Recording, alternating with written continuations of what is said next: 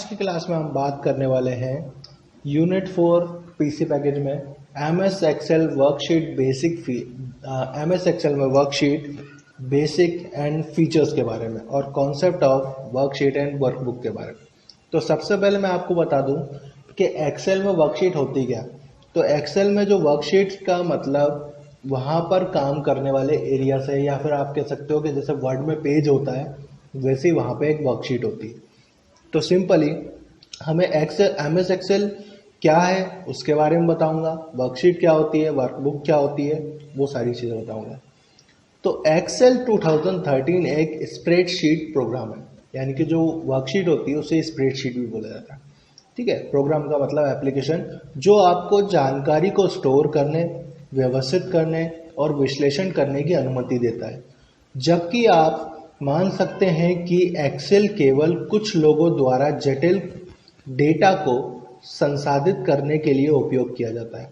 कोई भी व्यक्ति आसानी से प्रोग्राम की शक्तिशाली सुविधाओं का लाभ उठाने के तरीके सीख सकता है।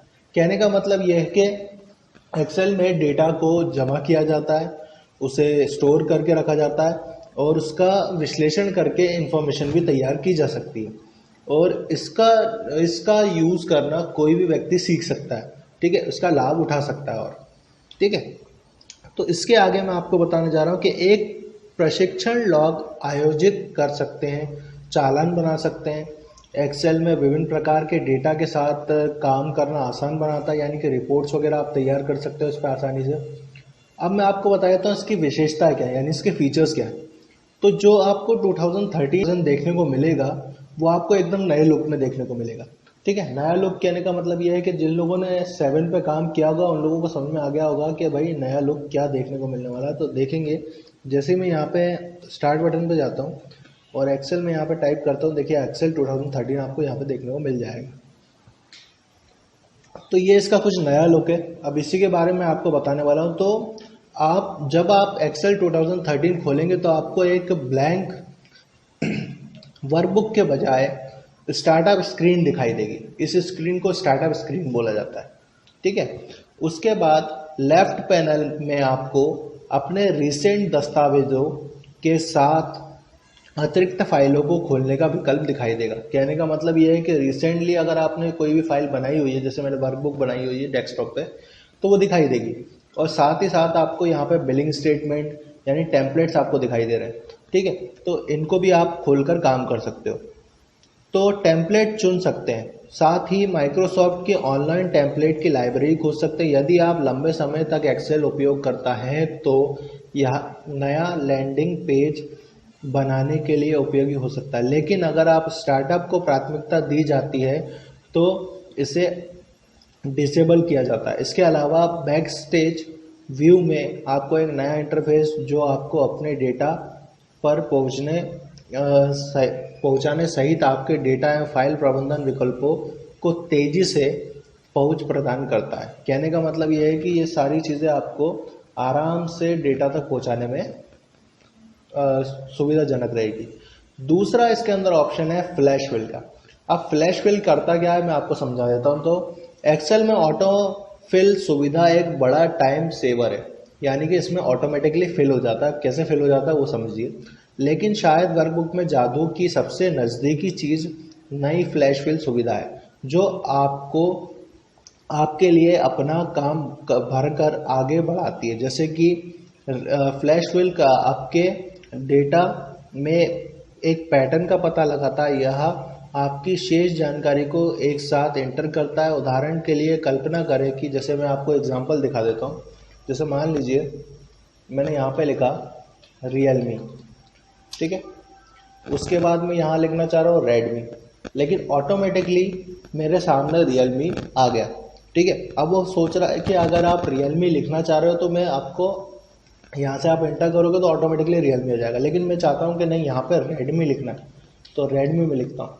ठीक है, तो मैंने REDMI कर दिया रेडमी।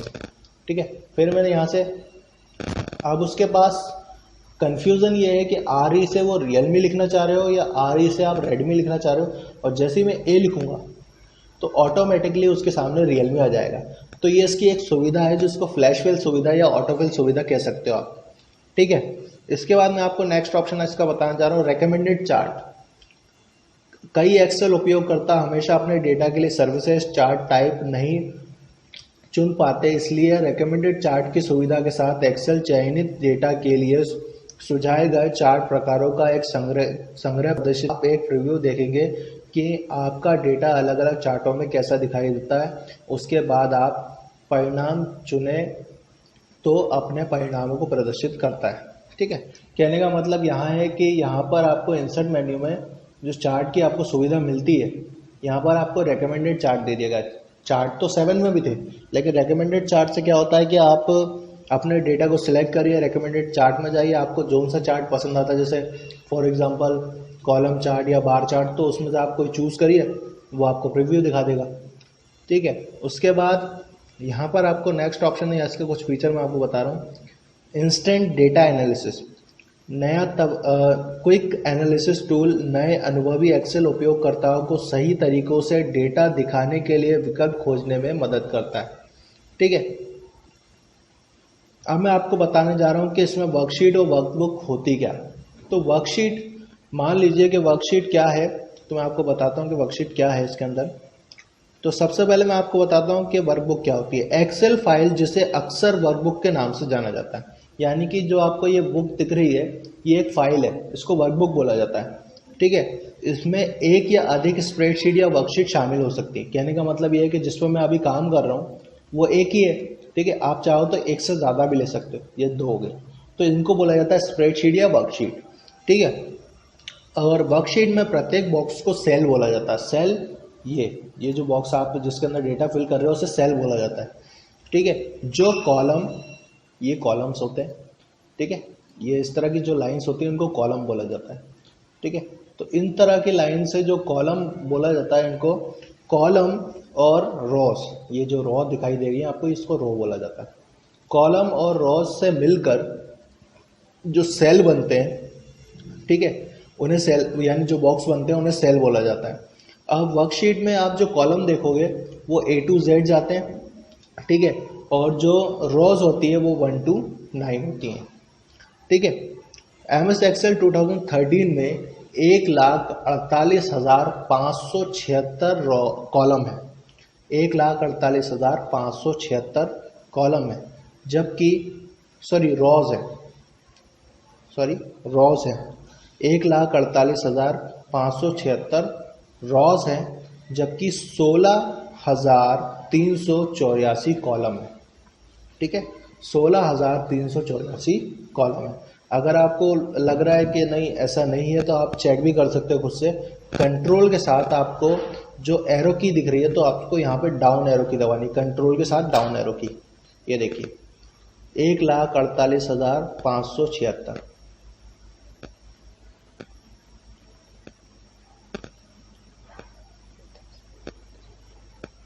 ठीक है, और जबकि अगर आपको कॉलम देखना है तो कॉलम को इतनी आसानी से आप काउंट नहीं कर पाओगे, लेकिन मैं फिर भी तरीका बता देता हूँ।